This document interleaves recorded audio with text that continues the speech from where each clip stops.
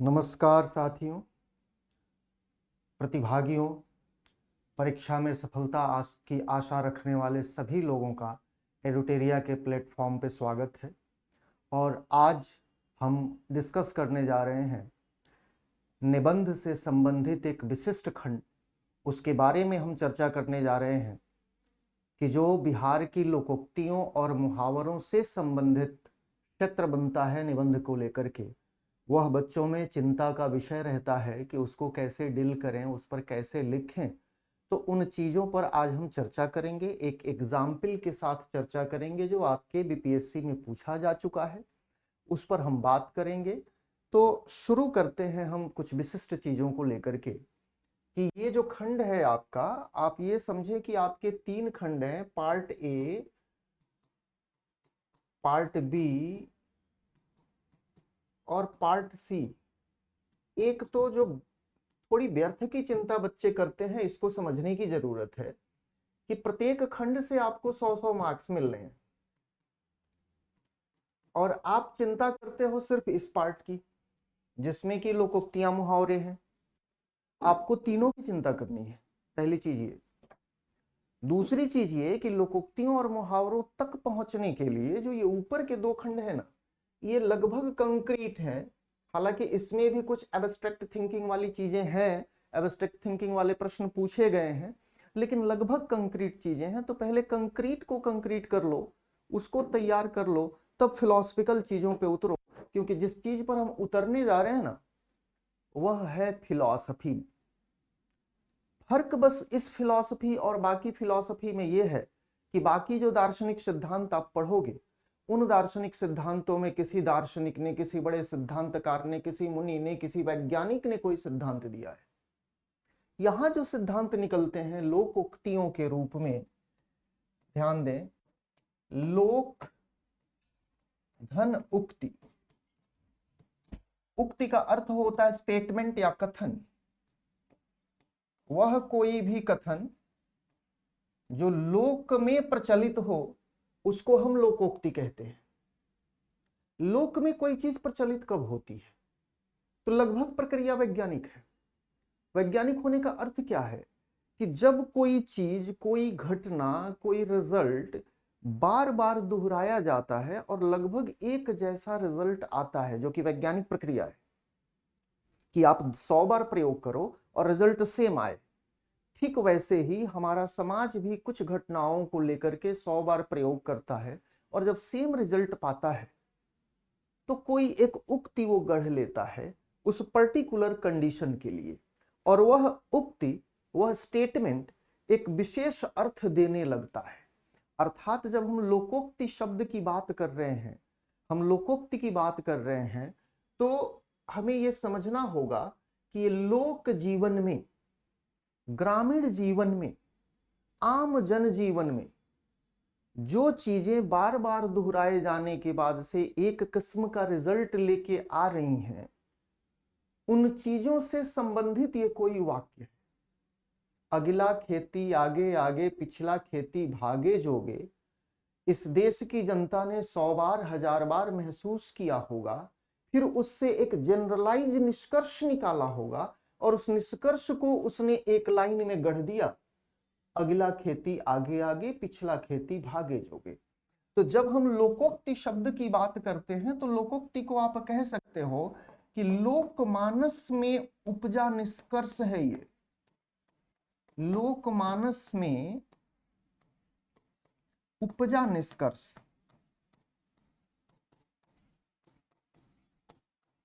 अब लोकमानस ने जिन मन स्थितियों, जिन परिस्थितियों में इस निष्कर्ष को प्राप्त किया, यदि आप उस परिस्थितियों में पहुंच जाते हो, उस परिस्थितियों को समझ लेते हो, तो आप अच्छा निबंध लिख सकते हो।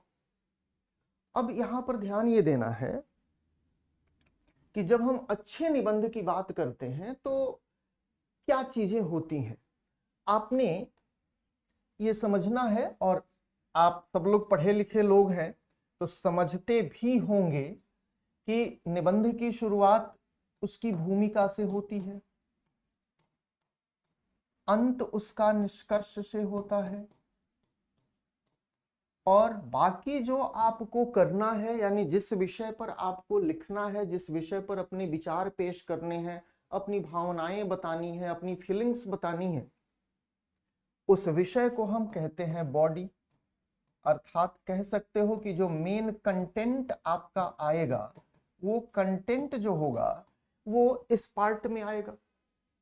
ध्यान इसमें ये रखना है कि आप अगर बेहतर निबंध लिखते हो तो उसके लिए शुरुआत बेहतर होनी चाहिए। पहला इंप्रेशन आपका बेहतर होगा तो आपका परीक्षक आगे पढ़ेगा।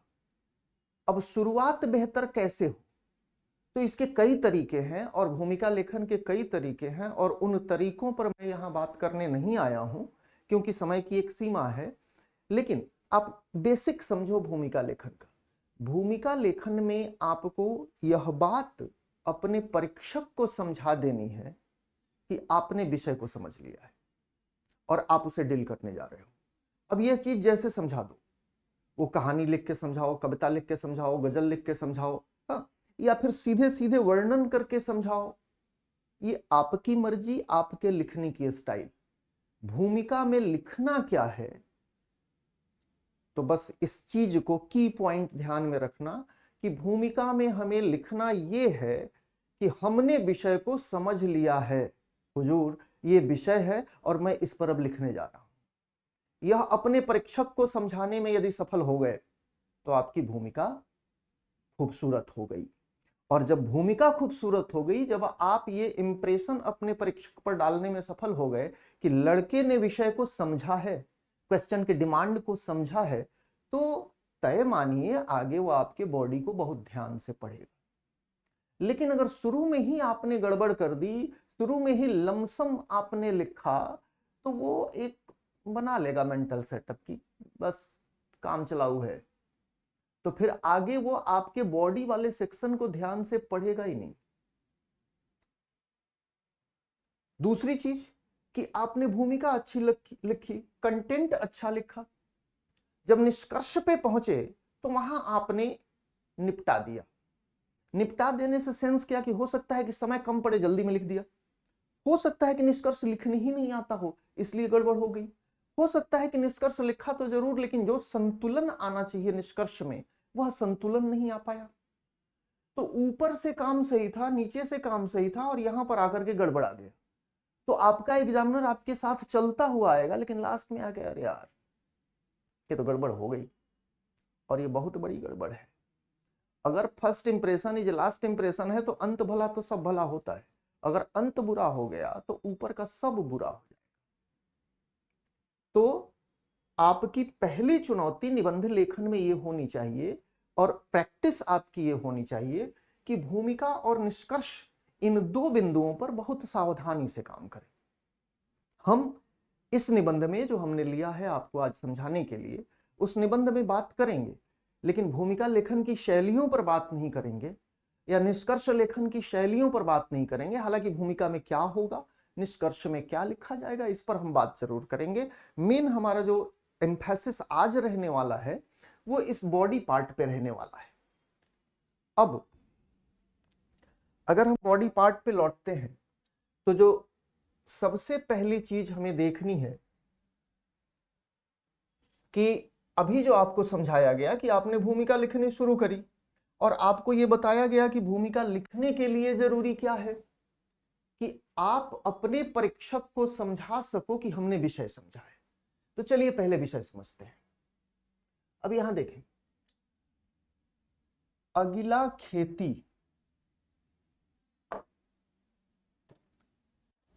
अगिला खेती, आगे आगे, अर्थात अगर आपने अगिला खेती का मतलब क्या है ये समझिए, आगे आगे खेती। तो आगे आगे खेती का मतलब क्या है? नवंबर में गेहूं बोना है तो क्या सितंबर में बो दोगे? ये आगे आगे बिल्कुल नहीं। अगिला खेती का अर्थ है समय से खेती। हमें 1 नवंबर से 15 नवंबर के बीच गेहूं के बीज डालने हैं, तो 1 को डाल दिया, 2 को डाल दिया, 3 को डाल दिया, 5 नवंबर तक डाल दिया, तो हम क्या कहेंगे? वो अगिला खेती है।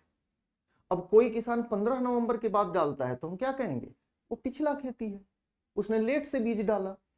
तो अगला खेती का अर्थ क्या है, समय से खेती। अब क्या इस निबंध का जो दायरा है वह कृषि से ही जुड़ा हुआ है क्या? अर्थात क्या हमें कृषि की प्रक्रियाओं का जिक्र करना है क्या?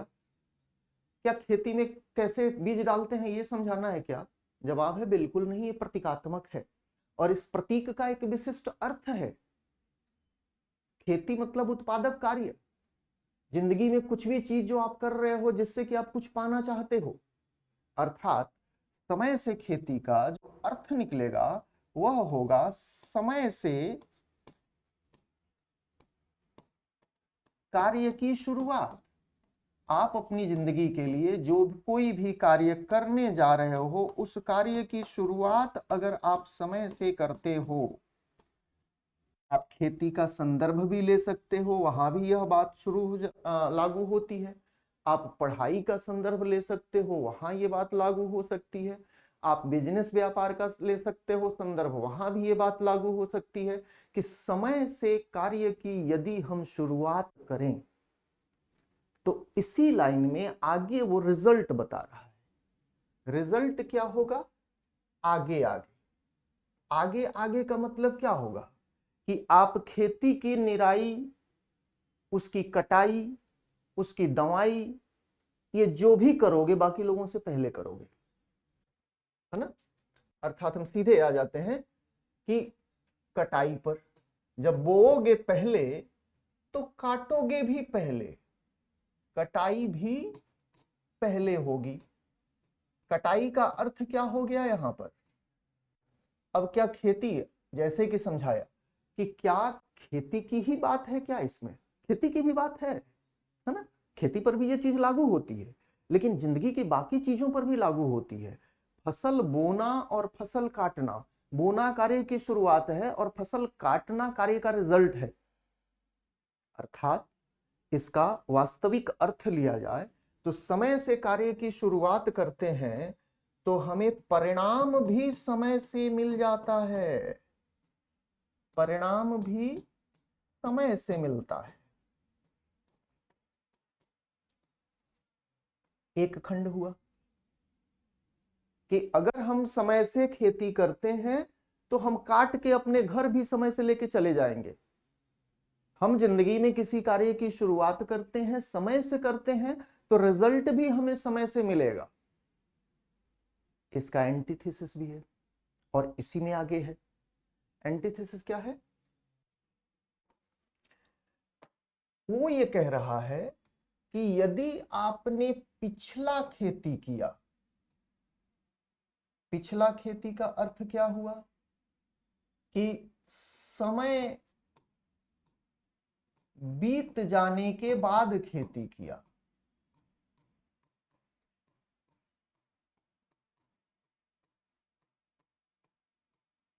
अगर समय बीत जाने के बाद खेती किया तो यह जो लोकोक्ति है वो ये नहीं कहती कि परिणाम नहीं मिलेगा।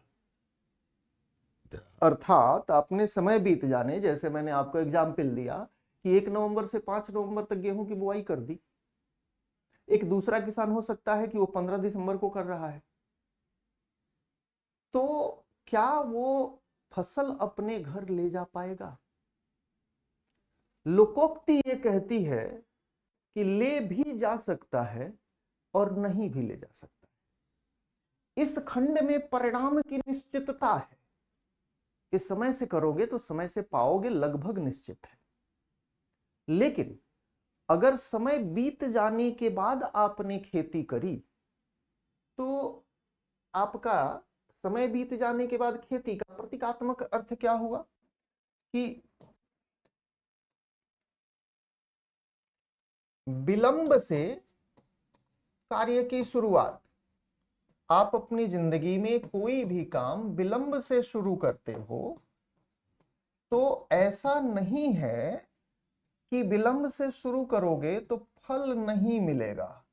डिनाई नहीं करता ये स्टेटमेंट, डिनाई नहीं करता है कि अगर आपने विलंब से शुरुआत करी तो ऐसा नहीं है कि फल नहीं मिलेगा, मिलेगा, लेकिन वो बड़ी ही गहरी बात है कि फल मिलेगा ये निश्चित नहीं है। कुछ चीजें अगर आपके साथ हो तो फल तब भी मिल सकता है, अन्यथा नहीं मिलेगा। अब वो कुछ चीजें वो क्या बताता है, तो कुछ चीजें वो बता रहा है। पहली चीज कह रहा है कि अगर आपने देर से खेती करी ना, तो भागे, भागे का मतलब होता है भाग्य, और जोगे, जोगे का मतलब होता है जोग यानी संयोग।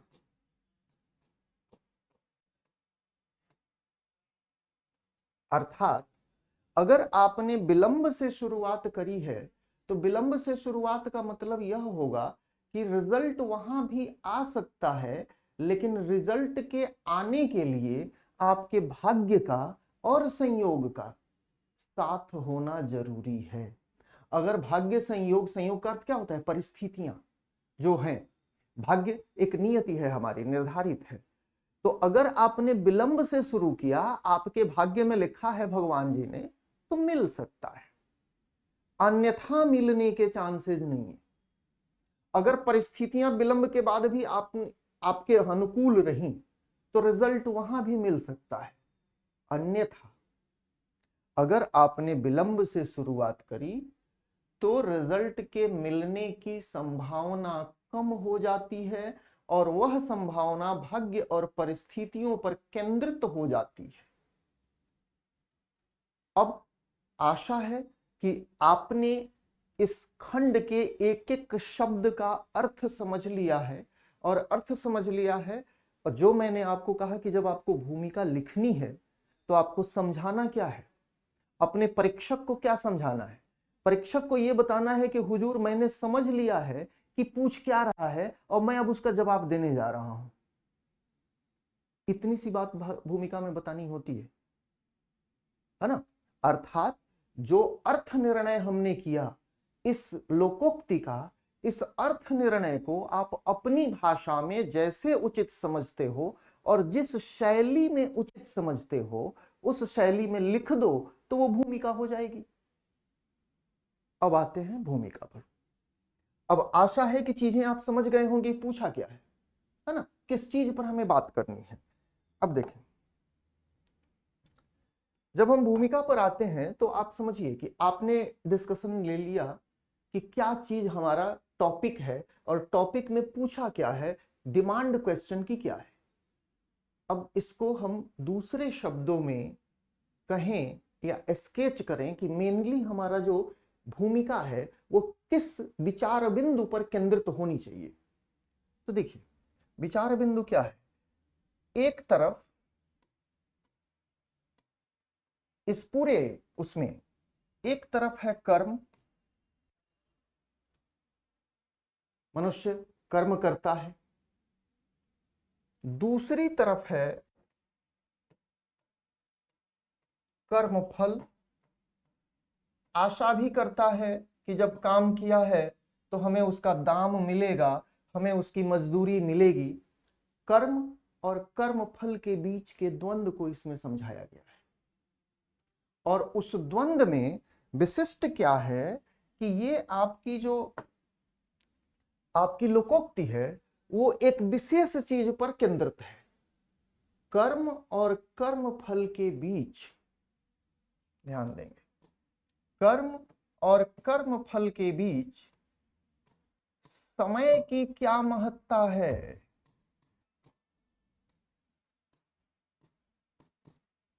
जो चीज हमने पहले समझी उसी को हमने दूसरी भाषा में आपके सामने रखा कि वस्तुतः यह जो निबंध का विषय है, यह विषय कर्म और कर्म फल पर केंद्रित है, और कर्म और कर्म फल के बीच समय का रोल क्या होता है, उस समय के रोल पर यह चीज केंद्रित है, और आपको यही चीज भूमिका में लिखनी है। इस चीज को अगर आपने भूमिका में लिख दिया, तो एग्जामिनर यह समझ जाएगा कि बच्चा इस लोकोक्ति के मर्म तक पहुंच गया है, और तब आप जो भी डिस्कशन करोगे वह डिस्कशन सार्थक होगा ऐसा एग्जामिनर मान लेगा और तब आपके बॉडी की तरफ वो आगे बढ़ेगा। तो हमें अब इस बात को लिखना है, भाषा बेहतर होनी चाहिए, अच्छी होनी चाहिए, शैली चाहे जो अपना लो, है ना। उन शैलियों पे आज हम बात नहीं करेंगे, आपको पहले भी बोल चुके हैं। हम सिर्फ ये बात करेंगे कि भूमिका में हमारा जो कंटेंट आना चाहिए वो क्या आना चाहिए। तो एक तरफ कर्म है जिंदगी में, दूसरी तरफ कर्म फल है जिंदगी में। कर्म और कर्म फल के बीच समय कितना रोल प्ले करता है, इस चीज का डिस्कशन ही हमें करना है पूरे निबंध में। यह हमारी लोकोक्ति हमसे कहती है। अब आते हैं इसके आगे डिस्कशन पे, यानी कि बॉडी पे, कि अब बॉडी में इसी चीज को हमें विस्तारित करना है। अब विस्तारित करने में एक चीज ध्यान रखेंगे कि जब भी किसी भी विषय पर आप निबंध लिख रहे हो तो आपकी पहली कोशिश क्या होनी चाहिए कि आपके परीक्षक ने आपसे जो पूछा है पहले उसको जस्टिफाई करो। फिर यदि आपको कोई एंटीथेसिस है तो एंटीथेसिस आप दो, लेकिन पहले जो पूछा गया है उसको जस्टिफाई करो कि हाँ अगला खेती आगे आगे होती है और पिछला खेती पीछे पीछे ही चलती है। पहले इस चीज को जस्टिफाई करना है। तो आते हैं, अब हम शुरू होते हैं बॉडी की तरफ।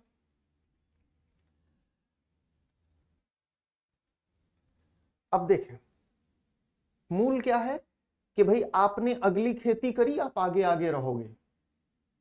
अर्थात समय से जिंदगी में किसी भी कार्य की शुरुआत आपने करी तो रिजल्ट भी पहले पाने वाले आप ही होगे। जिसने बाद में शुरू किया वो रिजल्ट भी बाद में ही पाएगा, और बाद में पाएगा कि नहीं पाएगा यह भी थोड़ा सस्पिशियस मामला बन जाता है। तो पहले हम ये समझते हैं कि अगर हमने उचित समय पर काम शुरू किया तो क्या क्या ऐसी चीजें होती हैं जो हमारी सफलता में कंट्रीब्यूट करती हैं कि हम पहले हो जाते हैं। तो पहली चीज तो ये यही कह रही है कि अगला खेती है तो भाई तुम आगे आगे चलोगे। अर्थात पहला जो लाभ आपको मिलेगा अगली खेती का, वह पहला लाभ, और एस्टिमेटेड लाभ है ये, एक्सपेक्टेड नहीं एस्टिमेटेड, कैलकुलेटेड है कि सफलता की संभावना बढ़ जाती है। संभावना में वृद्धि हो जाती है, सफलता की संभावना बढ़ जाती है। अर्थात आपने अपनी जिंदगी के लिए कोई चीज प्लान करी, उचित समय पर स्टार्ट लिया, उचित समय पर प्लान को वर्कआउट किया, तो उचित समय पर रिजल्ट तक पहुंचोगे। ऐसा एक बार नहीं, हमारे दैनिक जीवन के अनुभवों से बार बार साबित होता है कि सफल होने के लिए पहली जरूरी चीज यही है कि उचित समय पर शुरू हो। अब आप समझिए, एक बच्चा है जो अभी ग्रेजुएशन सेकेंड ईयर में है और वो आ गया बीपीएससी की तैयारी के लिए।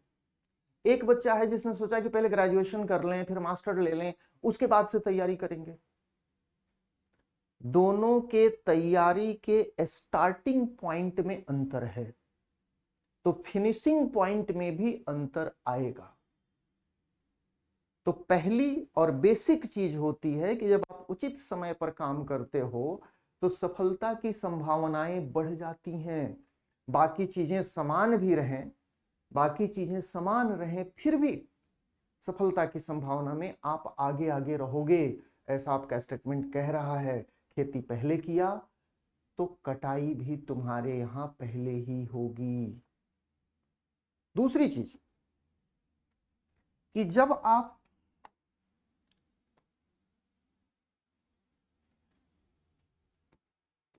चले और आत्मविश्वास से चले, सही से शुरू किया, आपने पर्याप्त समय अपने आप को दिया। चल भाई मैंने 2 साल यहां तैयारी करनी है, 2 साल के बाद जैसे ग्रेजुएशन में फिनिश करूंगा उसके बाद मैं फॉर्म भरूंगा। तो आपने 2 साल पहले पूरा दिया हुआ है खुद को। इससे क्या होता है कि आगे जो समय की बर्बादी होनी है रिसर्च और डेवलपमेंट में, वो नहीं होनी है। अर्थात समय और संसाधन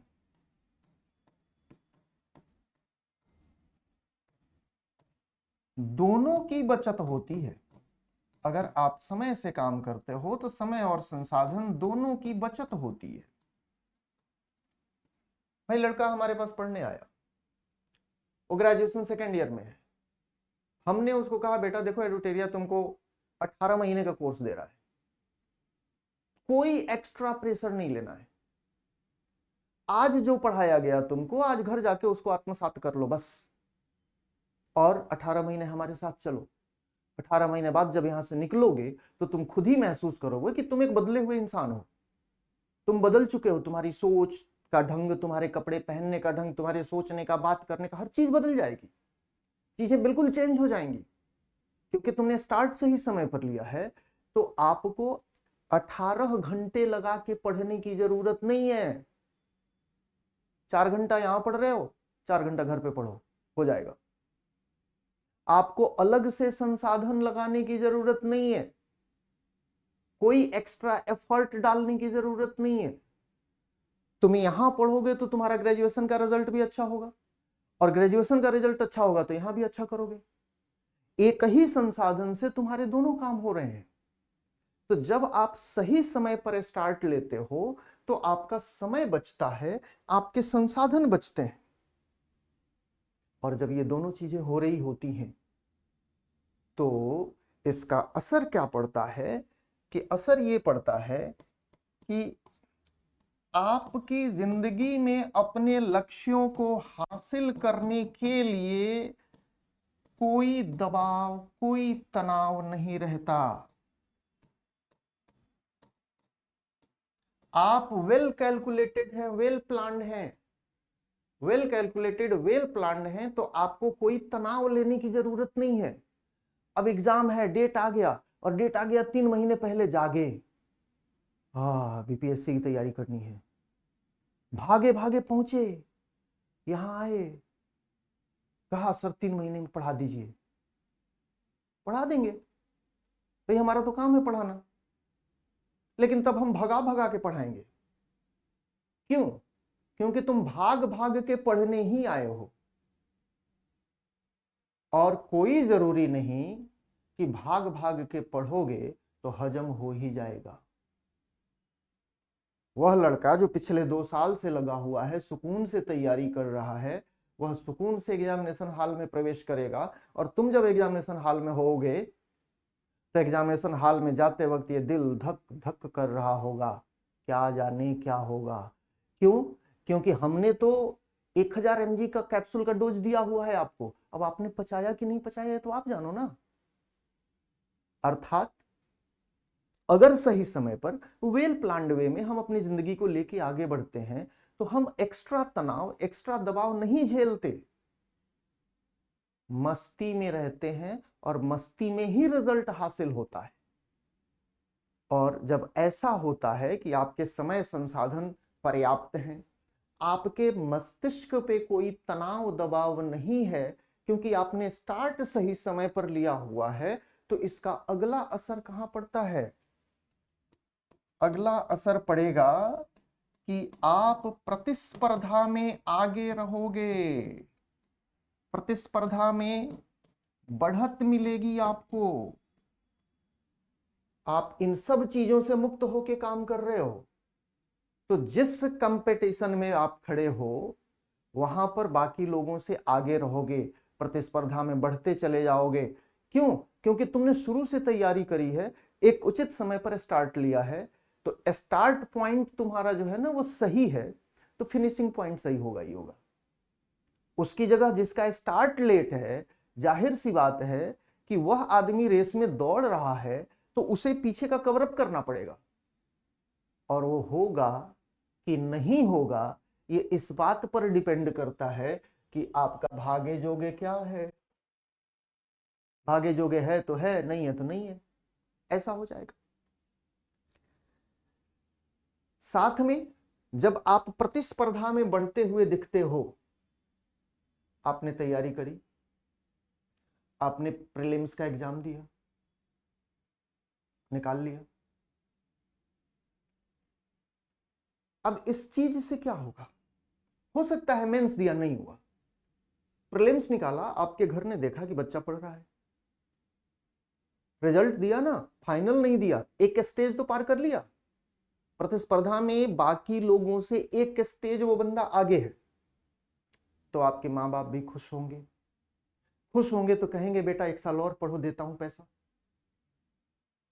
अर्थात जैसे ही आप प्रतिस्पर्धा में आगे होते हो, परिस्थितियां आपके अनुकूल होने लगती हैं और अनुकूल परिस्थितियों का लाभ आपके सफलता को और नजदीक लेके चला जाता है।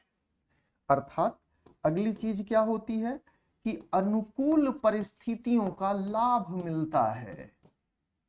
यह लाभ उस व्यक्ति को कभी नहीं मिलेगा जो लेट स्टार्ट ले रहा है। अनुकूल परिस्थितियों का लाभ मिलता है। अब जब अनुकूल परिस्थितियों का लाभ मिलेगा आपको, तो ध्यान दें, आप भी तो कर रहे हो, तो आपको समझ में आ रहा है कि आप अपने लक्ष्य से कितना दूर हो। हम लोग बार बार समझाते हैं बच्चों को क्लास में कि बेटा आत्मविश्वास कहीं किसी मार्केट में, किसी मॉल में, किसी स्टोर पर बिकने वाली चीज नहीं है। साथ ही आत्मविश्वास सोचने से नहीं आता कि हाँ मैं तो कर ही लूंगा, मैं बहुत जीनियस हूं, मैं बहुत स्टार हूं। ऐसे नहीं होता भाई। आत्मविश्वास करने से आता है। आपने जो लक्ष्य अपनी जिंदगी का तय किया, उस लक्ष्य की तरफ जिस दिन एक कदम आगे बढ़ा देते हो, आपको अपनी मंजिल को पाने का आत्मविश्वास आप में पैदा होता है कि हाँ हम अपने डेस्टिनेशन से एक कदम अपने डेस्टिनेशन की तरफ चल चुके हैं। अर्थात जब ये सारी चीजें होंगी, और देखिए एक दूसरे से जुड़ी हुई चीजें हैं, ये एक दूसरे से जुड़ी हुई चीजें हैं। एक होगा तो दूसरा, दूसरा होगा तो तीसरा, तीसरा होगा तो चौथा, चौथा होगा तो पांचवा, सब एक दूसरे से जुड़ी हुई हैं। जब ऐसा होगा तो आपकी छवि समाज में एक विश्वसनीय व्यक्ति की, एक अनुशासित व्यक्ति की बनेगी। और ये चीज मैं क्यों इस पर स्ट्रेस दे रहा हूं? क्योंकि आपकी सफलता में आपकी इमेज का, आपने अपने इर्द गिर्द जो एक ऑरा क्रिएट किया हुआ है, एक पॉजिटिव ऑरा, उसका बहुत बड़ा योगदान होता है। तो जब आप अनुकूल परिस्थितियों का लाभ उठाते हुए अपने लक्ष्य की तरफ आगे बढ़ रहे हो और आप अपने इन टाइम चीजों को हासिल करते जा रहे हो, तो आपकी छवि समाज में एक विश्वसनीय व्यक्ति की, एक अनुशासित व्यक्ति की बनती है। और आप इतिहास उठा के देख लो, जिंदगी के, आपकी दुनिया के जितने सफल लोग हैं, उनमें ये 2 गुण अवश्य पाए जाएंगे। ये 2 गुण, अर्थात दुनिया ने उन पर भरोसा करने के लायक चीजें देखी, विश्वसनीयता, दुनिया भरोसा करती है। भाई आप जाते हो मॉल में और ब्रांड खरीदते हो, क्यों खरीदते हो ब्रांड? क्योंकि ब्रांड पे भरोसा है। अब ब्रांड ने अपना भरोसा क्रिएट किया है एक लंबे कालक्रम में काम करते हुए। तो आप यह भी नहीं कहते दुकानदार से कि ये छोड़ दो भाई, ये ब्रांडेड है, इसमें तो छूटता नहीं है। आप मान के करते हो ना। विश्वसनीयता प्लस अनुशासन, विश्वसनीयता और अनुशासन की छवि बनती है जो आपको और सफलता की तरफ लेके जाती है। मैंने एक बार चश्मा खरीदा लेंसकार्ट से, 5-6 महीने बाद टूट गया। टूट गया तो बड़ा गुस्सा आया, अरे यार ये क्या बात हुई, इतना पैसा लगाया, आई 6 महीना में टूट गया। मैं रसीद और चश्मा लेके पहुंच गया उसके यहाँ। उसने बिना एक शब्द कोई आर्ग्यूमेंट किए हुए उसको लिया, दूसरा फ्रेम लिया, लेके लगाया और हमको हैंड ओवर कर दिया कि सर ये आपका हो गया। यह क्या है? यह एक छवि बनाता है उस पर्टिकुलर कंपनी की कि हाँ ये विश्वसनीय कंपनी है। तो आगे हम किसी और को भी रिकमेंड करेंगे, यार वहां पे बड़ा बढ़िया मतलब रिप्लेसमेंट का सिस्टम बहुत बढ़िया है।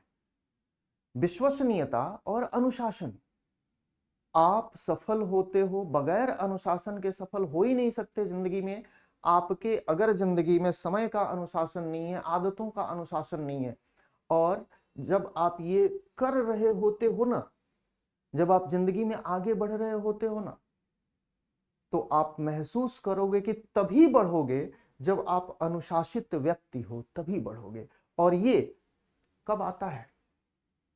जब आप आगे बढ़े, और बढ़े तो आपको यह भरोसा होने लगा कि हाँ हम अपने लक्ष्य के करीब पहुंच रहे हैं, तो खुद ही अनुशासित हो जाओगे। आपका मन आपको अनुशासित कर देगा। अब इन सब चीजों के साथ जो एक बेहद महत्वपूर्ण चीज है कि अगर आपने उचित समय पर काम शुरू किया तो आपकी जिंदगी में ये चीजें होंगी, होती चली जाएंगी, और उचित समय में काम होने पर रिजल्ट मिलेगा। क्यों मिलेगा? क्योंकि ये चीजें अपने आप हो जाती हैं। एक चीज और जो बेहद इंपॉर्टेंट है वो क्या है, इसको समझिए। बेहद इंपॉर्टेंट ये है कि जब आप समय से काम शुरू कर रहे हो तो ये रिजल्ट आपके जिंदगी में दिखने जब शुरू होते हैं ना, तो आप कर्मवादी व्यक्ति बनते हो। आपकी जिंदगी में भाग्य और संयोग की भूमिका न्यूनतम हो जाती है। भरोसा रहता है अपने आप पर कि हाँ मेरे लकीरों में अगर भाग्य की रेखा बनी नहीं है तो मैं इसे बना लूंगा। यह भरोसा, अर्थात जब आप उचित समय पर आप काम करते हो, उचित ढंग से काम कर रहे हो, तो ये भागे जोगे है ना, इसका कोई मतलब नहीं रह जाता। परिस्थितियां चाहे जितनी जटिल हों और भाग्य चाहे जितने थपेड़े मारे, आपको भरोसा है, आपने समय पे शुरू किया है तो एंड समय पर कर लूंगा। तो इन सबके साथ जो बहुत बड़ी चीज होती है वह ये होती है कि अगर आपने समय पे शुरू किया तो भाग्य और संयोग की भूमिका न्यूनतम हो जाती है। भाग्य और संयोग की भूमिका न्यूनतम हो जाती है। और इसके ठीक उल्टा आप देखोगे, जब समय पर शुरू नहीं किया, जब समय पर शुरू नहीं किया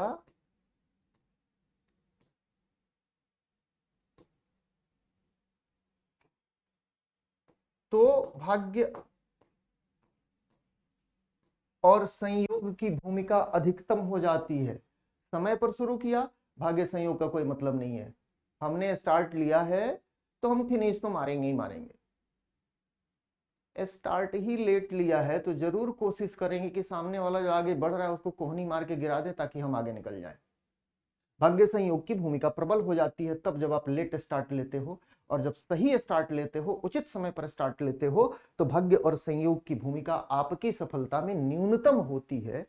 यह हो, इस कारण से इन आधारों पर हम कह सकते हैं कि जी हां, अगर हमने समय पर काम किया है, अगली खेती करी है, तो कटाई भी हम अगली ही करेंगे।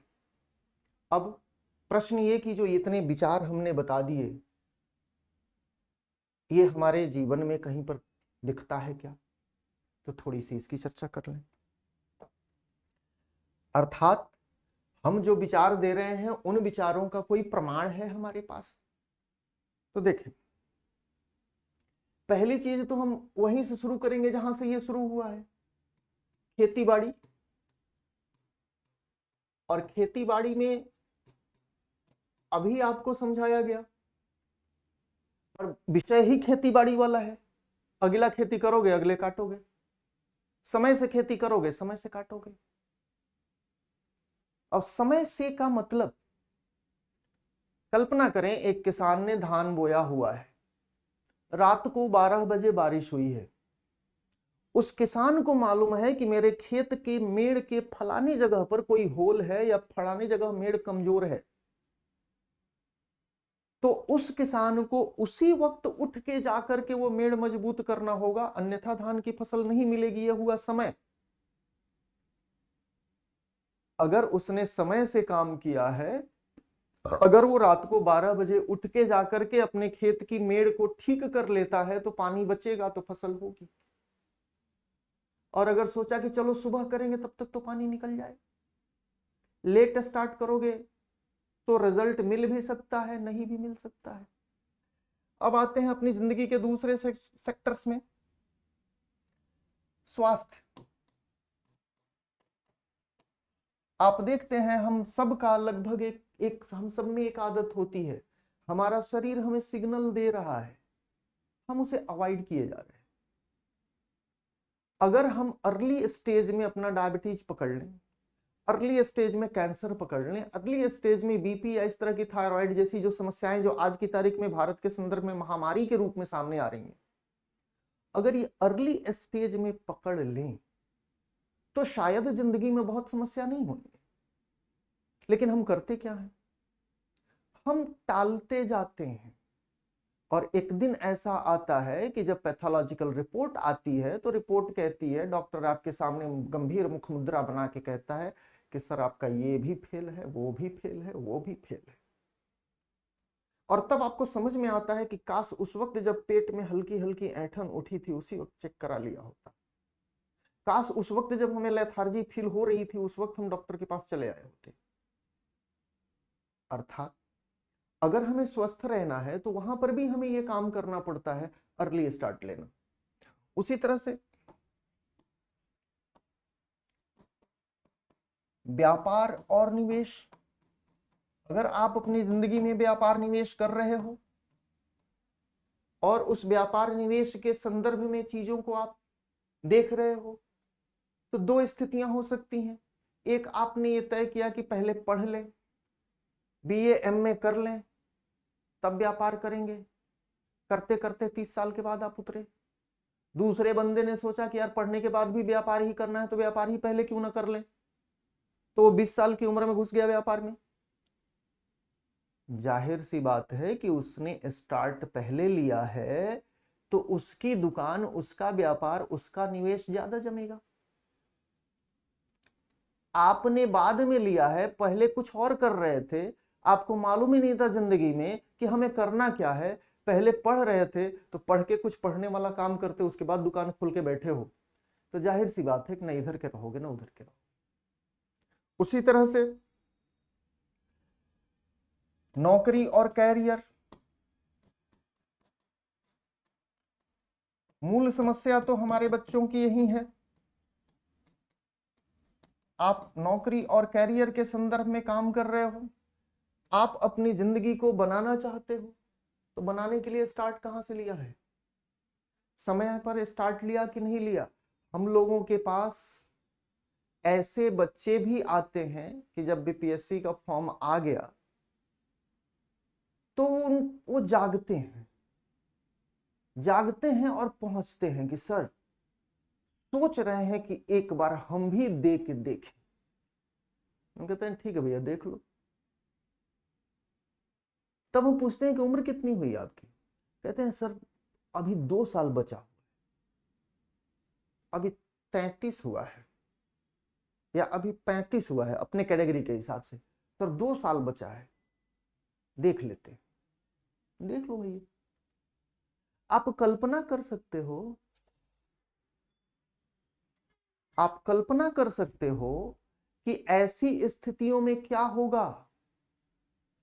आप उम्र की आखिरी पड़ाव पर पहुंचे और तब वहां पहुंचकर कह रहे हो कि देख लेते हैं,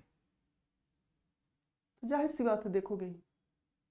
उसकी जगह एक बच्चा है जिसने इंटर में ही अपने कैरियर के बारे में डिसाइड कर लिया और उस दिशा में चल पड़ा, सही समय पालेगा। तो जिंदगी का कोई ऐसा क्षेत्र नहीं बचता है। आप दैनिक जीवन के कार्यों में देखो, दैनिक जीवन के कार्यों में आपको ट्रेन पकड़नी है, ट्रेन की टाइम है 9:30 में, आप घर से निकले 9 बजे, हो सकता है ट्रेन मिल जाए, लेकिन यह भी संभावना बनती है कि ट्रेन छूट जाए, और ज्यादा संभावना यही बनती है क्योंकि बीच में आप नहीं जानते कि किस तरह की परिस्थितियां आएंगी, कितना ट्रैफिक होगा। उसकी जगह आप 1 घंटा, आधा घंटा स्पेयर टाइम लेके चलोगे, सही समय पर स्टार्ट लोगे, तो ट्रेन छूटेगी नहीं। तो सही समय पर स्टार्ट लेना यह तय करेगा कि ट्रेन आप पकड़ पा रहे हो कि छोड़ पा रहे हो। अर्थात हमें अपनी जिंदगी का कोई ऐसा सेक्टर नहीं है जहां पर इस सिद्धांत का एप्लीकेशन होता हुआ न दिखे। तो क्या सिर्फ इतना कहने भर से हमारा काम चल जाएगा? नहीं, हम आपको और एग्जाम्पल देते हैं, वास्तविक जीवन के एग्जाम्पल लीजिए। एक एग्जाम्पल है धीरू भाई अंबानी।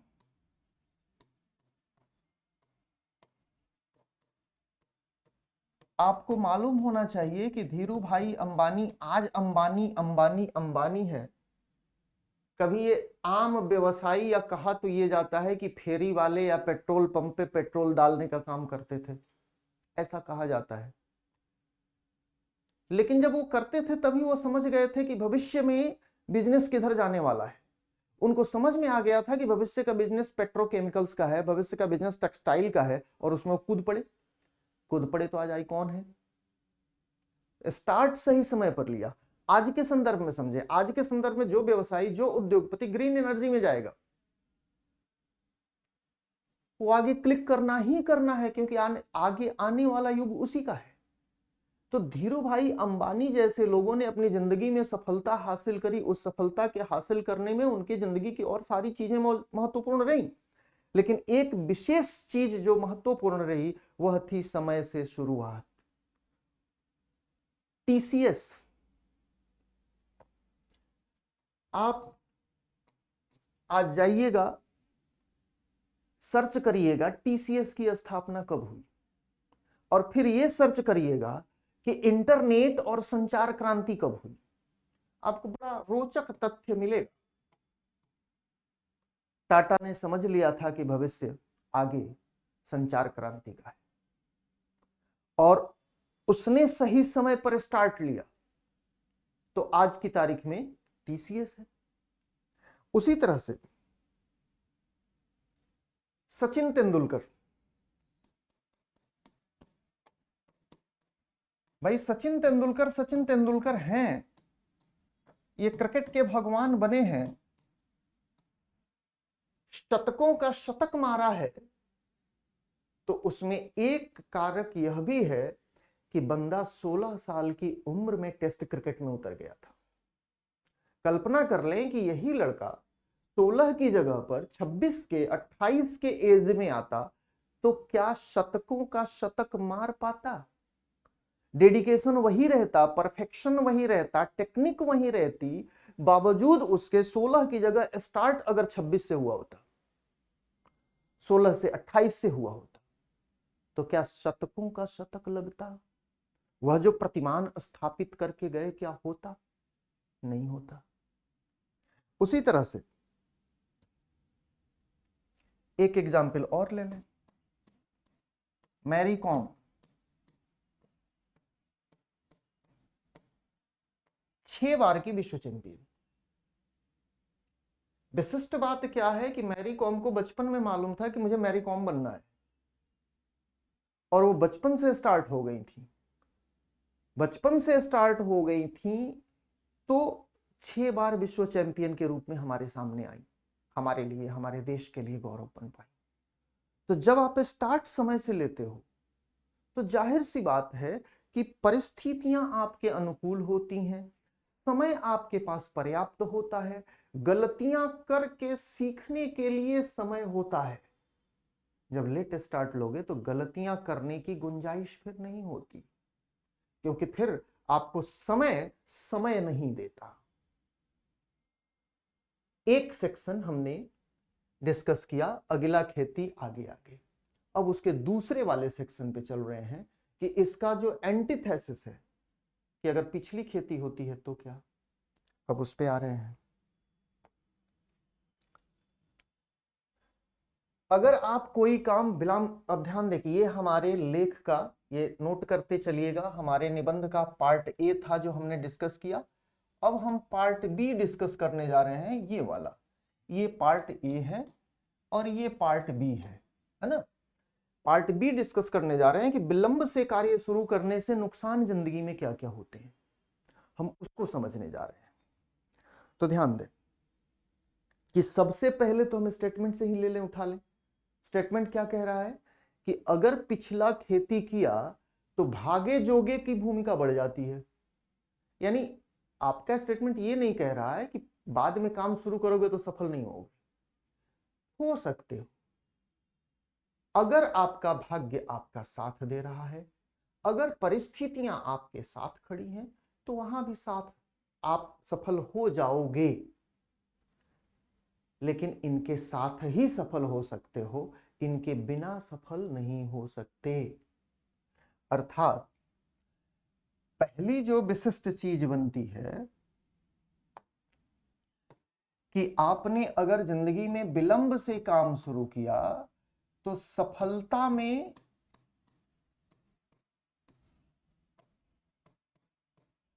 भाग्य और संयोग की भूमिका महत्वपूर्ण हो जाती है। और कोई जरूरी तो नहीं कि हमारा भाग्य हमें साथ दे। ये क्या होता है आज तक तो किसी ने जाना नहीं। जब हम जिंदगी में कहीं ठोकर खा जाते हैं तो कहते हैं कि भाग्य साथ नहीं था। अर्थात भाग्य नामक अमूर्त किस्म की चीज ये क्या होती है, कहां से निदेशित होती है, कौन जानता है। परिस्थितियां हमारे साथ होंगी तो चीजें ठीक हो सकती हैं, नहीं होंगी तो गड़बड़ा जाएंगी। तो पहला जो बड़ा नेगेटिव इंपैक्ट आता है आपके विलंब से कार्य शुरू करने पर, वह होता है कि आप सफल हो सकते हो बशर्ते परिस्थितियां आपके साथ हों, भाग्य आपके साथ हो। अगर भाग्य और परिस्थितियां साथ नहीं है तो संभावना सफलता की क्षीण हो जाती है। दूसरी चीज क्या होती है कि इसी से होगा, अर्थात जब आप भाग्य पर डिपेंड हो गए तो सफलता की संभावना कमजोर हो जाती है, क्योंकि आपने अपने पौरुष पे तो भरोसा किया नहीं, आपने संयोग पर भरोसा किया है। तो सफलता की संभावना कम हो जाती है इन कंपैरिजन टू पहले वाले में। आपने सही समय पर स्टार्ट लिया तो आप निश्चिंत होते हो, समय है, अगर गलती होगी भी तो सुधार लेंगे। यहां तो समय ही नहीं है, अगर गलती कर दी तो गलती भारी पड़ जाएगी, क्योंकि सुधारने का समय नहीं है। तो जब आपके मार्ग में आपका निर्धारक आपका भाग्य और आपकी परिस्थितियां बन जाती हैं, तो भाई परिस्थितियां जिधर लेके जाएंगी आप उधर जाओगे। सफलता की तरफ लेके जाएंगी, जाओगे। अगर वो विफलता की तरफ लेके जा रही हैं तो उधर भी जाना पड़ेगा। तो सफलता की संभावना कम हो जाती है अगर आप विलंब से कार्य शुरू करते हो। अगली चीज कि सफलता की संभावना कम होगी क्योंकि आपने जो समय अपने प्रयासों के लिए देना था वो कहीं और दिया हुआ है। तो आप ऑलरेडी अपने लिए जो अवसर उपलब्ध थे उन अवसरों का नुकसान कर लिया है। अर्थात विलंब से कार्य शुरू होने का सीधा अर्थ है अवसरों का नुकसान। ऐसा कहा जाता है कि असफल व्यक्तियों को उतना ही मिलता है जितना सफल व्यक्ति छोड़ दिया करते हैं। क्योंकि जो सफल होगा उसको जो लेना है तो ले लिया, जो छोड़ दिया उस पर आप कोशिश कर रहे हो तो कुछ हो सकता है मिल जाए, क्योंकि आपने सफल होने की तो कोशिश की ही नहीं। की होती तो लेट स्टार्ट होता ही नहीं, समय से स्टार्ट होता। तो आपके अवसरों का ऑलरेडी नुकसान हो चुका होता है, अब आपके पास अवसर कम होते हैं।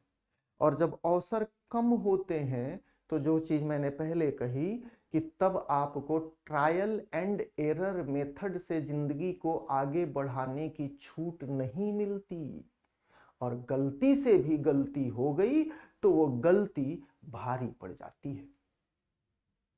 अब जब ऐसा होगा कि आपने शुरू तो किया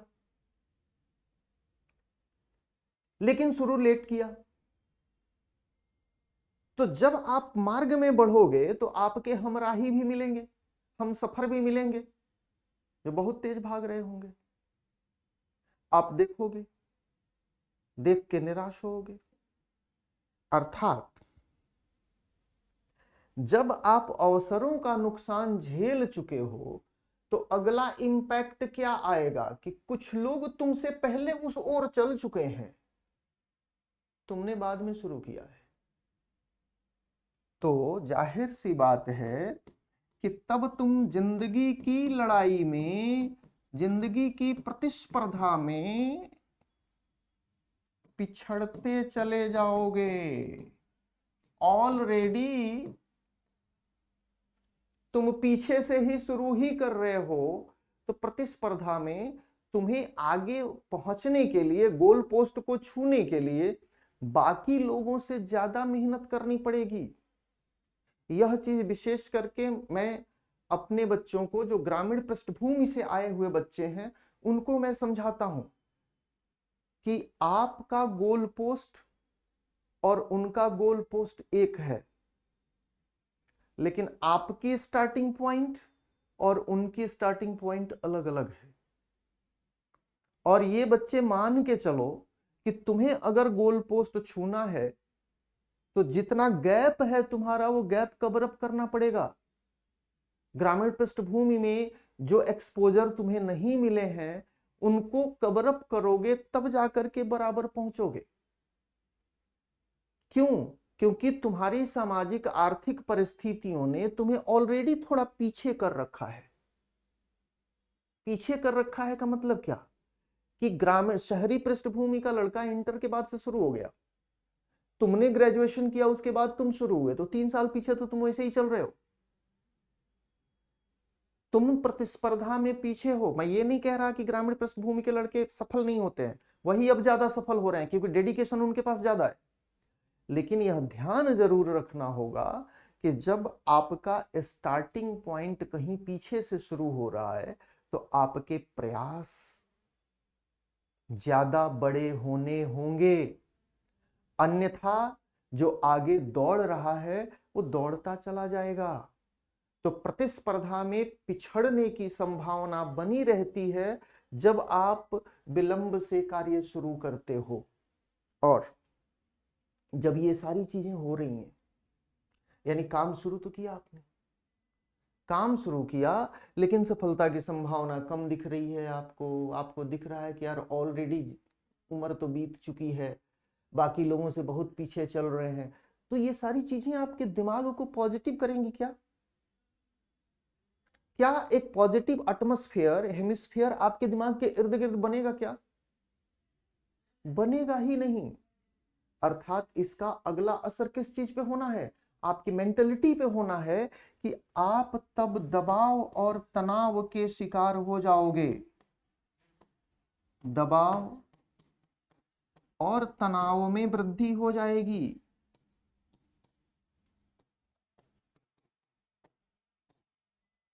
दबाव और तनाव में वृद्धि हो जाएगी। परिणाम क्या होगा? आपकी जिंदगी में कुछ चिंताएं जो पहले बिल्कुल नहीं थी अब आ जाएंगी। अपेक्षित रिजल्ट नहीं मिल रहा है तो मन दुखना शुरू हो जाएगा, दिल में दर्द शुरू हो जाएगा। अर्थात अवसाद की स्थितियां, डिप्रेशन की स्थितियां बन सकती हैं। और जब ऐसा होगा, जब अवसाद की स्थितियां बनेंगी, तो परिणाम ये होगा कि आपके अंदर एक भावना आएगी, काश मैंने भी समय से शुरू कर लिया होता, काश ये बड़ी चीज होती है। अर्थात आपके अंदर एक पश्चाताप की, एक पछतावा की भावना आएगी कि काश मैंने भी समय से शुरू कर लिया होता। और जब ये पछतावा की भावना आपके अंदर आएगी ना, तो ये आपके आत्मविश्वास को हिला देगी। आपको लगने लगेगा, कभी कभी ऐसा लगने लगेगा कि यार हमसे ना हो पाएगा। आत्मविश्वास में कमी आपके काश से उपजती है, काश हमने भी समय से किया होता। और जब आत्मविश्वास में कमी होगी तो उसी के हिसाब से आपका वर्क एक्शन कम होता चला जाएगा। आपके एक्शन पर, आपके परफॉर्मेंस पर प्रभाव पड़ेगा। और वो ओवरऑल प्रभाव किस रूप में होगा कि आप सोचने लगोगे कि यार मैं पनौती हो गया हूं, जिस काम में हाथ डालता हूं उसी में गड़बड़ा जाता है, तो मैं अपने जीवन के लिए पनौती हो गया हूं, ऐसा फील होना शुरू हो जाएगा। अर्थात ध्यान से समझेंगे, इसकी अगली चीज होगी कि आप निराशावादी हो जाओगे कि यार मुझसे तो होता ही नहीं, शायद मैं इस काबिल नहीं, शायद मेरे भाग्य में ही नहीं है, चलो छोड़ देते हैं। कहां पहुंचे? भागे जोगे। आप क्या हो जाते हो? भाग्यवादी हो जाते हो। इससे पहले वाले में क्या हो रहे थे? कर्मवादी हो रहे थे, कर्मनिष्ठ थे, कर्मवादी हो रहे थे। आप पछतावानिष्ठ हो, आप भाग्यवादी हो रहे हो। आपका निबंध क्या कहता है? पिछला खेती भागे जोगे। आपकी मानसिकता ही पूरी की पूरी बदल जाया करती है। अब कल्पना कर लो कि चलो, भोजपुरी में एक शब्द होता है थेथर, यानी वह व्यक्ति जो अपनी असफलताओं से नहीं घबराता। चल भाई हुआ गड़बड़, फिर ठीक करेंगे। यानी इन सब चीजों से आप उबर लिए। कल्पना कर लो कि इसमें से कुछ नहीं हुआ, आप भाग्यवादी नहीं बने, निराशावादी नहीं बने, आत्मविश्वास में कमी नहीं आई, पछतावा नहीं आया, तनाव को आपने मैनेज कर लिया और लग गए कि ना हम तो करेंगे। तो क्या होगा? तो एक चीज होगी, हालांकि अच्छी चीज है, अर्थात गिर के उठ जाना, नशा पिला के गिराना तो सबको आता है। मजा तो तब है जब गिरते को थाम ले साकी। तो गिरते को थामने वाले भी होते हैं, ऐसे भी व्यक्तित्व हैं, लेकिन तब भी राह आसान नहीं होनी है। जानते हैं क्यों? क्योंकि तब आपको संसाधन ज्यादा लगाने पड़ेंगे, एफर्ट ज्यादा लगाने पड़ेंगे। बनिस्पत की आपने सही से शुरू किया होता तो परिस्थितियां अलग होती। अर्थात संसाधन और समय, इन दोनों पर आपको ज्यादा खर्च करना पड़ेगा। तब हो सकता है कि कहीं भाग्य बदल लें अपना। अर्थात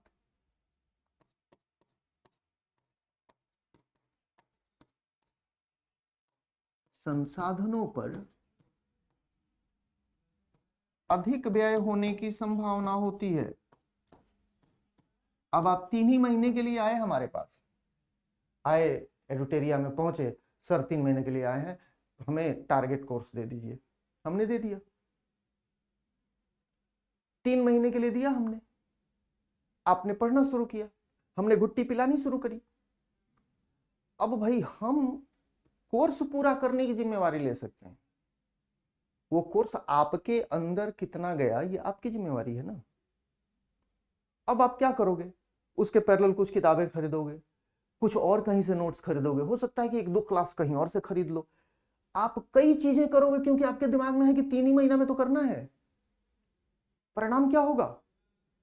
परिणाम यह होगा कि संसाधनों पर आपको सामान्य परिस्थितियों से ज्यादा व्यय करना पड़ेगा। मैं ये नहीं कह रहा कि उसके बाद सफलता नहीं मिलती, तब भी आपका स्टेटमेंट कह रहा है कि भागे जोगे अगर ठीक ठाक हो गया तो सफल होगे। लेकिन जो परिस्थितियां बनती हैं और बनने की संभावनाएं आती हैं ना, वो विलंब से कार्य शुरू करने पर ये सारी चीजें होती हैं। अगर आप विलंब से कर रहे हो तो ध्यान में रखो कि इन चीजों से सामना तो करना ही पड़ेगा। अब प्रश्न ये कि क्या हम ऐसे ही बोलते जा रहे हैं, मतलब निबंध लेखन में हमें अपने विचार देने हैं, वो विचार हम दे रहे थे, क्या हमारे पास इस बात को प्रमाणित करने की कोई सबूत है कि ऐसा ही होता है? जी हां है। आते हैं उस पर।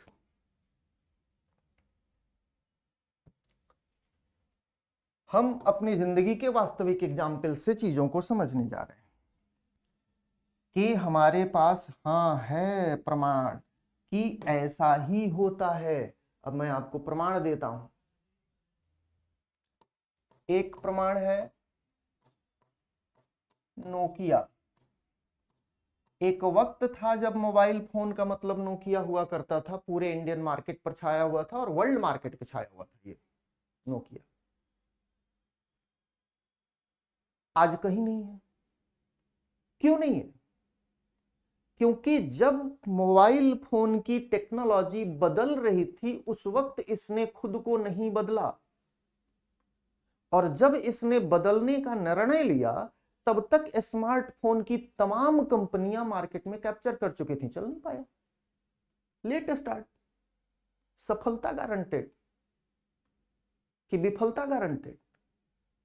उदाहरण आपके सामने है कि अगर आपने सही समय पर स्टार्ट नहीं लिया, आपने विलंब से स्टार्ट लिया, तो संभावना यही बनती है कि परिस्थितियां तब तक आपके विपक्ष में हो जाती हैं, भागे जोगे बहुत काम करता नहीं है।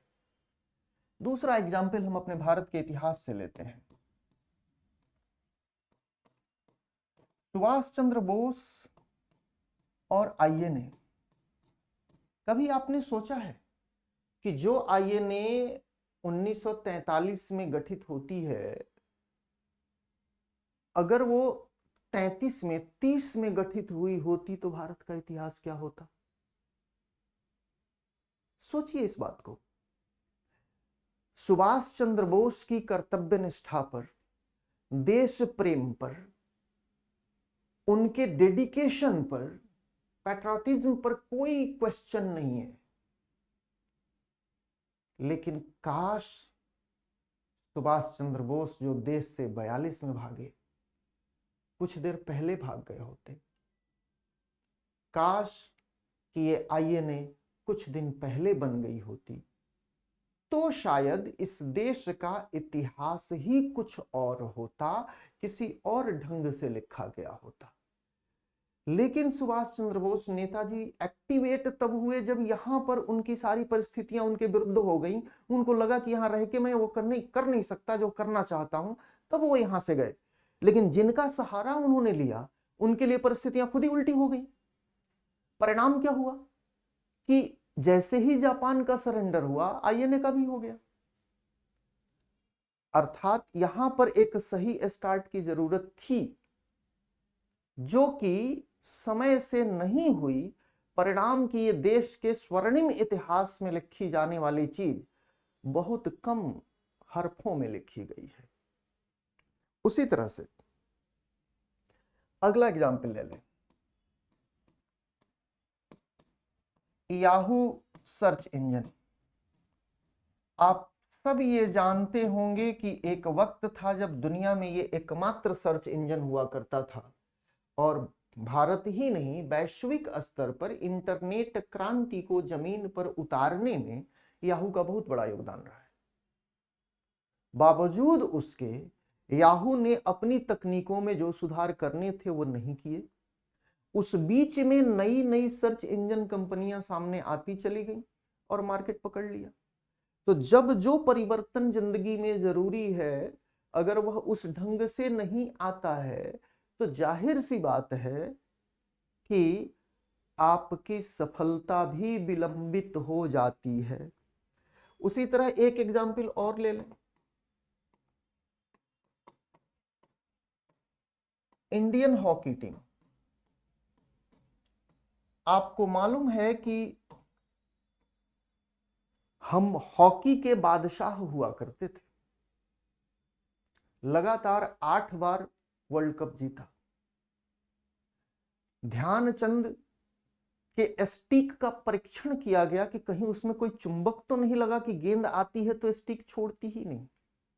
इंडियन हॉकी टीम ने वह स्वर्णिम अध्याय देखे, आज कहां है और क्यों कहां है? तो जब हॉकी टीम की हॉकी के खेल की टेक्निक बदल रही थी, जब आप घास के मैदान से टर्फ पे जा रहे थे, तो हमें अपनी ट्रेनिंग का स्टाइल बदलना था, हमें आधुनिक तकनीकों का प्रयोग करना था। वो हमने किया नहीं, तो वहीं पुराने घास के मैदानों पर अपने खिलाड़ियों को खिलाते रहे, वहीं पर ट्रेनिंग देते रहे, जबकि यूरोप की टीमें जो है आगे निकलती चली गई, वो सीमेंटेड पे पिच पर खेलने की आदी होती चली गई। और जब हम उनसे मुकाबिल हुए तो जाहिर सी बात है कि उसके बाद हमारा डाउनफॉल शुरू हो गया। तो जब जो चीज होनी है वो तब नहीं होती है, तो फिर उसके बाद करने से बहुत कुछ होता नहीं है। हालांकि अब चीजें बदली हैं, अब हॉकी टीम ने काम करना शुरू किया है। अभी देखा आपने राजगीर में एशिया कप जीता है, लेकिन एशिया में हॉकी खेलते कितने देश हैं? वास्तव में हमारा मुकाबला तो तब होगा जब हम यूरोपियन टीमों से खेलें, जीतें, हराएं। अभी भी उस लेवल तक पहुंच नहीं पाए। कारण ट्रेनिंग की नई तकनीकों का समय से उपयोग नहीं किया जाना। तो ये तमाम ऐसे और भी एग्जाम्पल दिए जा सकते हैं जो ये प्रमाणित करते हैं कि अगर आपने समय से एक्शन नहीं लिया तो आपको नुकसान होता है। अब यहां तक में जो आपके लोकोक्ति के दो खंड थे, पार्ट ए और पार्ट बी, उस दोनों खंडों का जस्टिफिकेशन जो हमें करना था अपने डिस्कशन से, हम कर चुके हैं। अर्थात हम यह भी समझ या समझा चुके हैं अपने एग्जामिनर को कि अगला खेती में आगे आगे क्यों और पिछली खेती भागे जोगे क्यों होती है। इस प्रोसेस को हम समझा चुके हैं। तो क्या हमारा निबंध यहां खत्म हो चुका है? जवाब है नहीं, खत्म नहीं हुआ।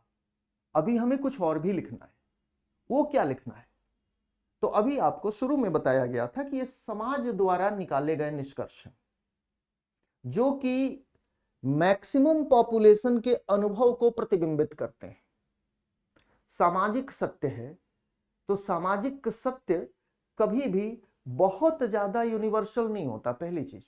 दूसरी चीज कि इसमें अपवादों की संभावना बनी रहती है, वो तो वैज्ञानिक अनुप्रयोगों में भी बनी रहती है। अर्थात यह ठीक है कि जो अगला खेती करता है वो आगे आगे रहता है, लेकिन क्या आगे आगे रहने के लिए अगला खेती करना ही जरूरी है कि कुछ और भी जरूरी? दूसरी चीज कि जो पिछली खेती करता है उसकी खेती के रिजल्ट भाग योग पर आधारित हो जाते हैं, यह लगभग सही है। लेकिन क्या जो पिछली खेती करता है उसके घर में अनाज नहीं आते क्या? यह हुआ इस लोकोक्ति का एंटीथेसिस। अब हमें उस पे चर्चा करनी है ना। आप ध्यान दें कि जब भी आपके सामने लोकोक्ति ही नहीं कंक्रीट विषय पर भी कुछ लिखना है, तो पहले हमारे जो लेखन का ऑलमोस्ट 60 to 65% पार्ट इस चीज पर जाना चाहिए कि जो गिवन आपका सब्जेक्ट है उसको आप विभिन्न तर्कों के माध्यम से जस्टिफाई कर दें कि हाँ ये बात सही है, आपने जो कहा वो सही है। लेकिन उसके कुछ नेगेटिव पक्ष भी होंगे और 30 से 35% हिस्सा हमारा निबंध का उसके नेगेटिव पर अवश्य जाना चाहिए, ताकि आप अपने एग्जामिनर को एक व्यू दे सकें कि बच्चा जब सोचता है तो एज होल सोचता है, एक पक्षीय चिंतन नहीं है। यह दिखाना एग्जामिनर को जरूरी होता है। तो अब हम उसके दूसरे वाले पक्ष पे यानी दिए गए कथन के एंटीथेसिस पर चल रहे हैं। अब देखें, पहला तो यही कि क्या देर से काम शुरू करने वाले हरदम असफल ही होते हैं क्या? जिसने देर से काम शुरू किया वे क्या सर्वदा असफल ही होते हैं? तो कुछ एग्जाम्पल मैं आपको दे रहा हूं, और बहुत रोचक एग्जाम्पल है। अब एग्जाम्पल में समझिए, पहले हम शुरू करते हैं अमिताभ बच्चन से। अमिताभ बच्चन की एक फिल्म आई थी, बड़ी चर्चित रही लेकिन बड़ी फ्लॉप भी। फिल्म थी अग्निपथ। अग्निपथ फिल्म में अमिताभ ने जो रोल किया था वो रियल लाइफ से लिया गया रोल था, और उस रोल में उन्होंने किया क्या था कि उसके लाइफ स्टाइल, चलने की, वॉकिंग की, बात करने की स्टाइल के साथ साथ आवाज की भी नकल करी थी। आवाज की नकल करी थी तो परिणाम यह हुआ कि जो अमिताभ की बुलंद आवाज है उसकी जगह एक दबी हुई आवाज फिल्म में आई, जिसे कि लोगों ने पसंद नहीं किया और फिल्म फ्लॉप हो गई। वही फिल्म जब कौन है, ऋतिक रोशन लेकर के आए तो शानदार हिट हुई थी, सेम कंटेंट था। अमिताभ बच्चन वह व्यक्ति जिसके आवाज चेंज होने के कारण उसकी फिल्म फ्लॉप हो गई थी, उसी अमिताभ बच्चन को ऑल इंडिया रेडियो ने कहा था कि यार तुम्हारी आवाज तो बहुत थर्ड क्लास की है, भारी आवाज है, ये आवाज नहीं चाहिए हमको। उसके बाद से अमिताभ बच्चन आए उसके बाद वो गए फिल्म इंडस्ट्री में। फिल्म इंडस्ट्री में गए तो लोग देखते थे, डायरेक्टर दिखता, प्रोड्यूसर दिखता, ओ इतना लंबू नहीं चलेगा। परिणाम यह हुआ कि वह स्टार्ट तो करना चाहते थे लेकिन कर नहीं पाए। 30 वर्ष की उम्र में, जब वो 30 वर्ष के थे तो उन्हें एक फिल्म मिली जिस फिल्म का नाम था जंजीर, 1973 में। और जंजीर के हिट होने के बाद की कहानी आप सब जानते हैं, लेट स्टार्ट था ये, और आज की तारीख में आइकॉन है वो। दूसरा एग्जाम्पल,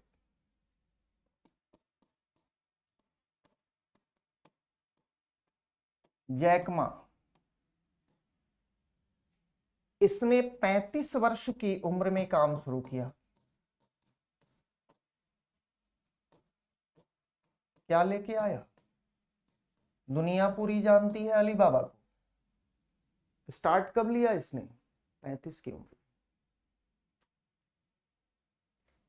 क्या 30-35, चलो 30-35 तक लोगों को जवान माना जाता है, तो चलो ये मान लेते हैं कि ये दोनों एग्जाम्पल आफ्टर ऑल जवानी में शुरू हो गए थे। क्या इसके बाद भी लेट स्टार्ट का हमारे पास कोई एग्जाम्पल है? एक एग्जाम्पल है रे क्रोक का। इस बंदे ने 52 वर्ष की उम्र में कुछ किया। पहले क्या करता था, तो मिल्क शेक बनाता था, उसी को बेचता था। बाद में उसने सोचा कि यार इतने भर से काम नहीं चलना, कुछ और करना पड़ेगा। और जानते हैं बंदा कौन है? ये बंदा मैकडोनाल्ड का करता धरता, जो आज विश्व भर की प्रसिद्ध ब्रांड है। 52 की उम्र में शुरुआत की थी।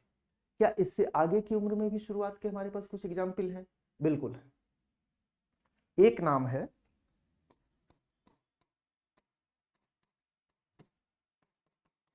हार्लैंड सैंडर का। अब ये बंदा क्या, कहां शुरू होता है इसको समझिए। ये बंदा अपनी जिंदगी शुरू ही करता है 65 वर्ष में। ये वो समय होती है जब लोग रिटायर हो जाते हैं, और तब इसने बिजनेस डाला। जब कब्र पे पांव लटके थे तब डाला। और जानते हैं ये कौन है? ये है केंटुकी फ्राइड चिकन यानी KFC के मालिक। तो ये एग्जाम्पल तो हमसे कुछ और कहते हैं भाई। अर्थात ये कोई जरूरी नहीं है, इसे हम एक सत्य मानकर नहीं चल सकते हैं कि देर से स्टार्ट करेंगे तो नहीं होगा। ऐसा कुछ नहीं है भाई।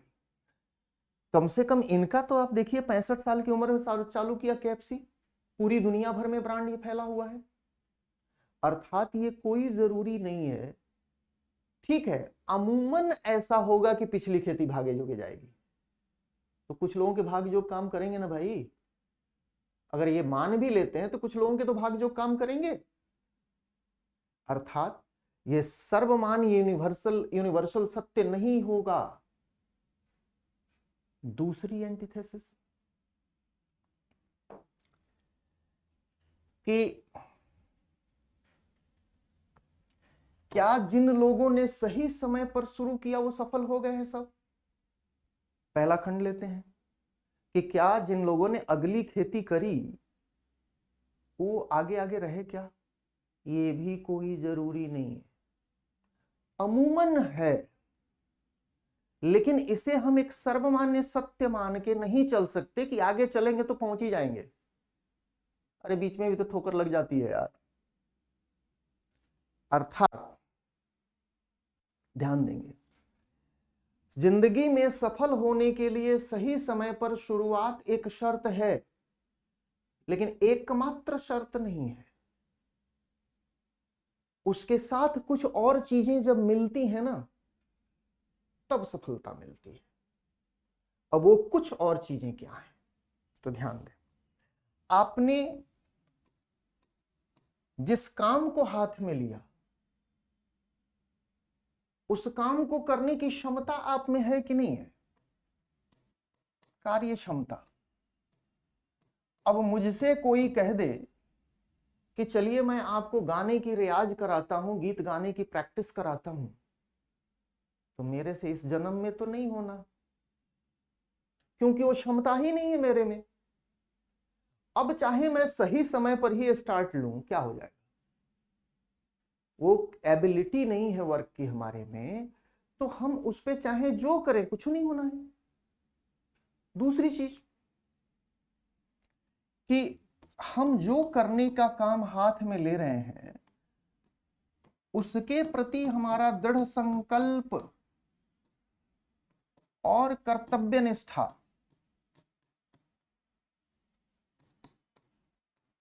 आप में से कई लोग ऐसे मिलेंगे, आपने अपनी जिंदगी में देखा होगा, जिन्होंने स्टार्ट बहुत समय समय पर लिया लेकिन उसे कंटिन्यू नहीं कर पाए।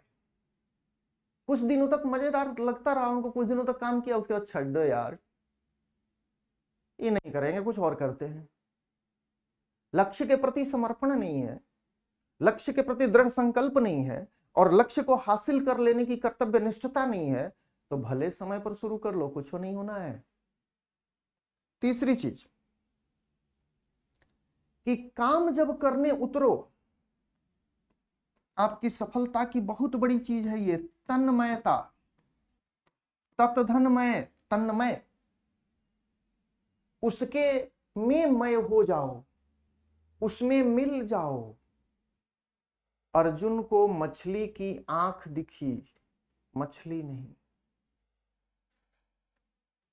इस किस्म की तन्मयता जब अपने लक्ष्य के प्रति आती है, तब आप अपनी जिंदगी में आगे बढ़ते हो और जो चाहते हो सो हासिल कर पाते हो। जब सुबह जगते, सोते, उठते, घूमते फिरते, बात करते, दोस्तों की महफिल में, हर जगह आपको आपका लक्ष्य आपके दिमाग में घूम रहा है और आपका लक्ष्य दोस्तों की महफिल से आपको उठा के अपने स्टडी टेबल पर बैठा देता है, तब जाके सफल होते हो। यह व्यक्ति के वो आंतरिक गुण हैं जो सफलता के लिए जरूरी हैं। सिर्फ सही स्टार्ट काफी नहीं है। ये तीन चीजें व्यक्ति के व्यक्तित्व का आंतरिक पक्ष हैं।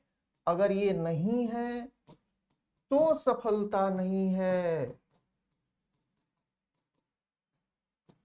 साथ में अगर ये तीनों चीजें आप में हैं, लेकिन जिंदगी में इसकी भी भूमिका है भाई, इससे डिनाई नहीं कर सकते हो। सब है आप में कार्य क्षमता है, कर्तव्य निष्ठता है, सब है, लेकिन कल्पना कर लो कि आप में, आपके पास संसाधन ही नहीं है, क्या कर लोगे? कई ऐसी प्रतिभाएं हैं आप गांवों में अपने देखते होंगे, जो आपको लगता है कि इसमें है, टैलेंट है, डिजर्व करता है बंदा, लेकिन उसको प्लेटफॉर्म नहीं मिला, जो एक्सपोजर मिलना चाहिए नहीं मिला, जो सहूलियतें मिलनी चाहिए जिंदगी में नहीं मिली। नहीं मिली तो ऊपर के 3 होके भी सब बेकार है, सही समय पर शुरू करके भी बेकार है, संसाधनों का सपोर्ट नहीं है। तो अगली चीज कि आप जो काम हाथ में लेते हो, उस काम के साथ आपके परिवार और आपके समाज का सहयोग भी जरूरी होता है, वही जोगे संयोगे। तो परिवार और समाज का सहयोग, आप पढ़ना चाहते हो, आप पढ़ने के काबिल भी हो, लेकिन एक बार एग्जाम दिया, उसके बाद से आपके पिताजी ने कहा बाबू रख दो, अब क्या करोगे? अगर आपका परिवार आपके साथ नहीं खड़ा है, क्या करोगे? हो सकता है कुछ उसमें भी लोग हैं जो उसके बाद भी करते हैं, लेकिन अमूमन एक आम इंसान के जिंदगी को सफल होने के लिए जरूरी होता है कि वो जिस समाज के साथ जी रहा है, जिस परिवार के साथ जी रहा है, वह उसके साथ खड़ा हो उसकी लड़ाई में, तो मजा आता है। अगर नहीं खड़ा है तो सफलता विलंबित हो सकती है। अगली चीज कि कुछ मात्रा में आपके भाग्य और संयोग की भूमिका भी होती है, इससे हम बिल्कुल डिनाई नहीं कर सकते हैं। आपके पास सब है, ऊपर वाला जितना बता दिया सब है। ऐसी घटना निजी तौर पे मेरे साथ घट चुकी है। पर्टिकुलर उस टाइम पर जब मेरे कैरियर का पिक था, कुछ ऐसा इंसिडेंट हो गया कि 2 साल मुझे बेड पे रहना पड़ा, गाड़ी डिरेल हो गई। हम इसको बिल्कुल अवॉइड करके नहीं चल सकते हैं। थोड़ी बहुत मात्रा हमारी सफलता में या विफलता में भाग्य और संयोग का भी है, अर्थात यह हमारे व्यक्तित्व का नहीं, हमारे परिवेश का पक्ष है। परिवेश का पक्ष कहने का तात्पर्य यह है कि सही समय पर शुरुआत जिंदगी की सफलता का एक कारण है, एकमात्र कारण नहीं है। उसके साथ साथ आपके व्यक्तित्व के आंतरिक पक्ष और आपके परिवेश को भी साथ आना होता है। जब ये सभी मिलते हैं, जब सब मिलते हैं, तब जाकर के आप गोल पोस्ट को छू पाते हो, अन्यथा ये गाते हुए पाए जाते हो कि रेखाओं का खेल है, मुकद्दर रेखाओं से मात खा रहे। अब क्या मैं इस चीज को ऐसे ही बोल रहा हूं? क्या हमारे पास इस चीज को साबित करने के कुछ वो भी हैं क्या? जी हाँ हैं, कुछ एग्जाम्पल हैं हमारे पास। लीजिए, एक एग्जाम्पल,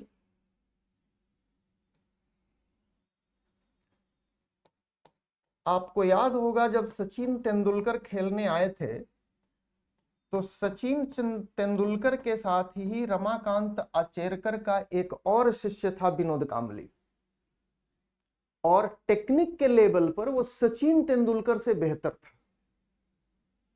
लेकिन जब वो सफल हुआ तो सफलता संभाल नहीं पाया, जेबों में पैसे आए, उसके बाद से लड़की बाजी, तो उसके बाद से बार में जाना, डांस करना, ये पार्टियां करना, जहां पे अटेंशन जाना था उधर से डाइवर्ट होकर कहीं और चला गया। परिणाम क्या हुआ?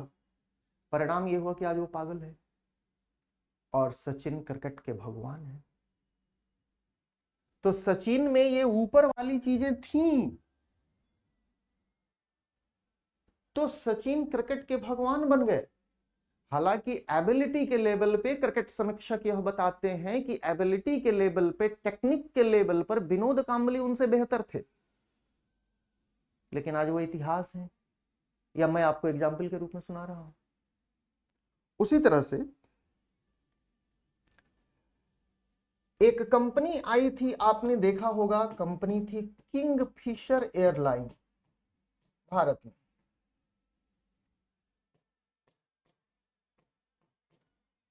यह जो कंपनी आई थी बिल्कुल सही समय पर आई थी, यानी जब भारत के एविएशन सेक्टर का प्राइवेटाइजेशन हो रहा था, तमाम प्राइवेट कंपनियां एविएशन के सेक्टर में उतर रही थीं, तभी किंगफिशर एयरलाइन आई थी, यानी शुरुआत सही समय पर थी। लेकिन कहीं कुछ गड़बड़ थी कि किंगफिशर एयरलाइन आज की तारीख में इतिहास बन चुकी है, जबकि बाकी चल रही हैं। अर्थात कोई जरूरी नहीं है कि सही समय पर शुरू करें तो हम सफल हो ही जाएंगे। अब यहां तक पहुंचकर हम क्या क्या कर चुके हैं समझिए। पार्ट ए में हमने अगला खेती आगे आगे इस चीज को डिस्कस किया। पार्ट बी में हमने पिछला खेती भागे जोगे इसको डिस्कस किया। पार्ट सी में हमने यह डिस्कस किया कि विलंब से शुरुआत करने पर भी सफल हुआ जा सकता है। और पार्ट डी में हमने यह डिस्कस किया कि सही समय पर शुरुआत के बावजूद भी विफल हुआ जा सकता है यदि ये चीजें जिंदगी में ना हो। अब लगभग हम अपना जितना देना था, जितना देना चाहिए, उतना दे चुके हैं और निष्कर्ष पे पहुंच चुके हैं। अब हमें एक संतुलित निष्कर्ष देना है अपने एग्जामिनर को, अब उस पर हम आ रहे हैं। तो देखिए, दो निष्कर्ष तो हमारे यहां पर हैं और हम इससे एग्री कर चुके हैं अपने लेखन में। अर्थात पहला निष्कर्ष हम ये एग्री कर चुके हैं कि सफलता के लिए सही समय पर शुरुआत जरूरी है, इससे हम एग्री कर चुके हैं। शुरुआत जरूरी है।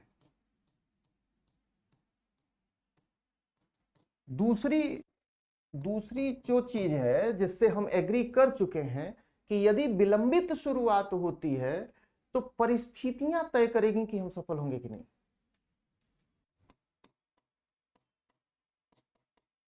विलंबित शुरुआत परिस्थितियों पर आश्रित हो जाता है।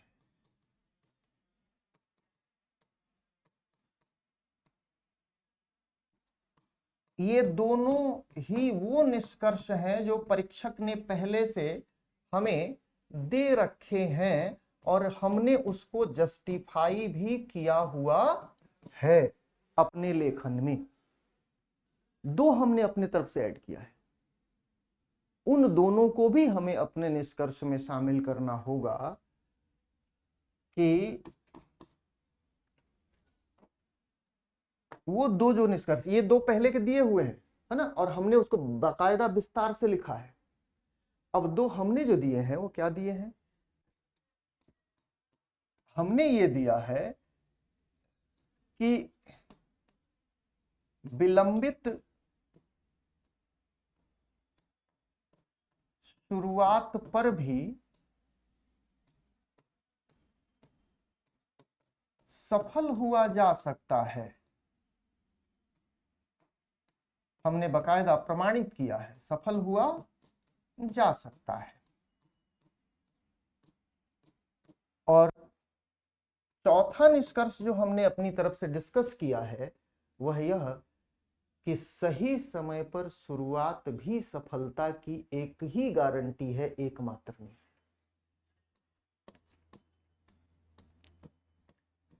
सही समय, या इसको थोड़ा और पॉजिटिव कर दें, सही समय पर शुरुआत के साथ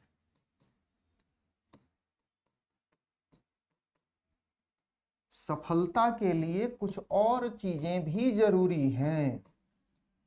सफलता के लिए कुछ और चीजें भी जरूरी हैं, और इसे थोड़ा खूबसूरत बना दें कि भाई टाइम पर बड़ा डिस्कशन हो गया, फाइनल हम कहां लेके जाएं, तो भाई देर से जो शुरू हुआ उसे जीने का हक नहीं है क्या? अरे बस इतनी ही ना गलती हुई कि देर से शुरू हुआ, बाकी चीजें हैं, अगर डिटर्मिनेशन है तो हम इसको एंड करें कहां ले जाकर, कि ठीक है कि अगर विलंबित भी शुरुआत हुई है किंतु लक्ष्य के प्रति प्रतिबद्धता है और कर्तव्य निष्ठा है, तो जभी से जागो तभी से सवेरा। इस पर ले आके अपने उसको एंड कर दे, फाइनल इस पर, कि जभी से जागो